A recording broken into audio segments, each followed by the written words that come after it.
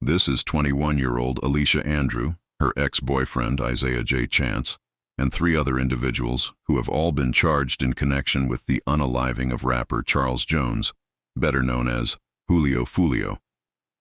According to prosecutors in June 2024, this group of 5 traveled from Jacksonville, Florida to Tampa, Florida, with the intent to make Foolio unalive. Just a day after their arrival, Foolio was unalived in the parking lot of a hotel, where he had been celebrating his 26th birthday. Rashad Murphy, Isaiah Chance, Sean Gathright, and Alicia Andrews are accused of making the trip down from Jacksonville to follow and track rapper Charles Jones as he moved around Tampa to celebrate his birthday in June. Eventually, the rapper, who also goes by the name Julio Foolio, went to the Home 2 Suites near USF, where surveillance video recorded 3 shooters firing at his vehicle in the parking lot, killing him, in what investigators have described as an ongoing gang war. Alicia is facing charges related to the unaliving, but prosecutors allege her role in the crime was not as the one who pulled the trigger. Instead, she allegedly helped by booking an Airbnb, acting as a lookout, and providing information about Foolio's whereabouts. Alicia's trial was originally scheduled for January 2025, but it was postponed until August 2025 due to her pregnancy.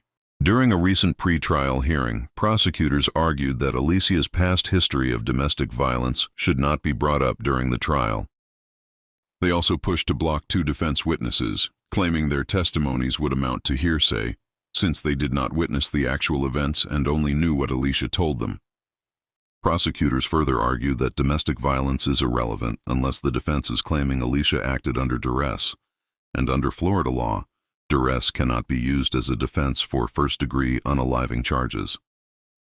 Judge, we did take the depositions of both of these witnesses earlier this week, and it became clear that their testimony is solely based on, again, it's self-serving hearsay. They did not themselves witness any sort of domestic violence incidents between the defendant and a co-defendant, Isaiah Chance. All of the information that was the basis of their testimony was relayed to them by the defendant after these alleged incidents took place. There were some visual observations that they made. This has to go to relevancy.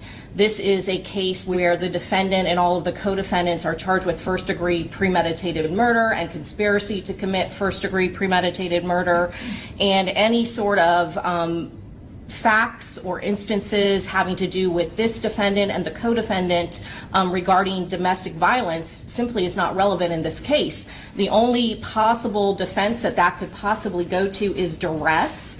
And Florida, the law is clear that says in an intentional homicide, first-degree premeditated murder, duress is not a defense. So why any sort of prior domestic violence instance between this defendant and one of the co-defendants who she was dating at the time would have any bearing to any material fact in this case? It doesn't. So I don't see why they should be able to elicit. That would only serve to confuse the jury. It's highly prejudicial, and it has no bearing to any material fact at issue in this trial, Judge. Under Florida law, it's not a defense if you made someone unalive out of fear that a third party would harm you.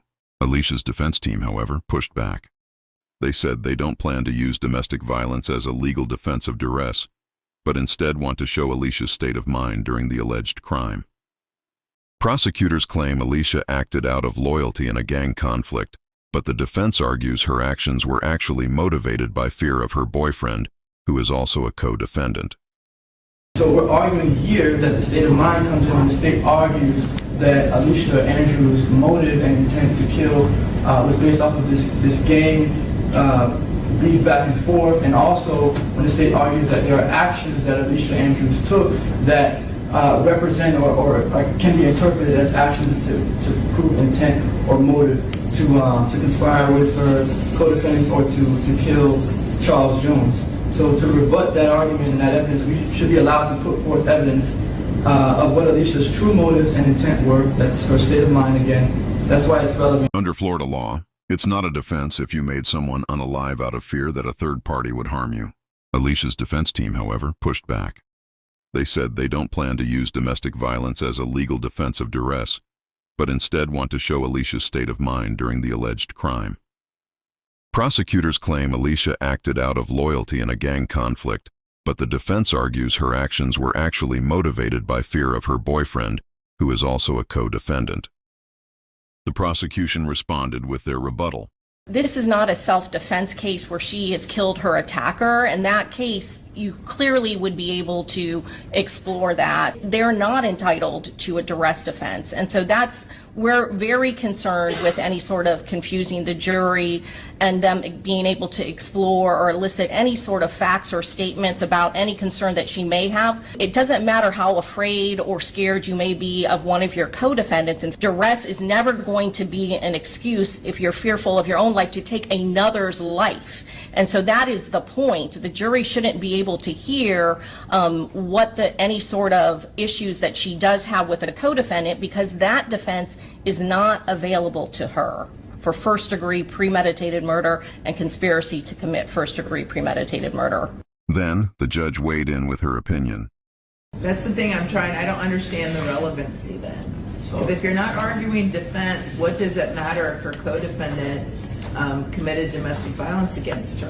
Why is that relevant? I'll proffer at least one fact in this case. So in this case, the state will put on evidence that Alicia Andrews gave Isaiah Chance, her cell phone, so that either he could conceal his identity or that she could help him commit the crime in this case. And the past incidents of domestic violence, I'll proffer to the court, is that situations where Alicia Andrews was forced to give her phone over to Isaiah Chance, was beat, was dragged, sometimes even sort of like kidnapped in his home for not giving up her phone and for texting other individuals on her phone, right? And so in this case where the state is saying, hey, she gave up her phone willingly, she gave up her phone for the purpose of planning this or helping to plan this murder, it's not the case. Her intent for doing that, her motive for doing that is completely different, right? And it's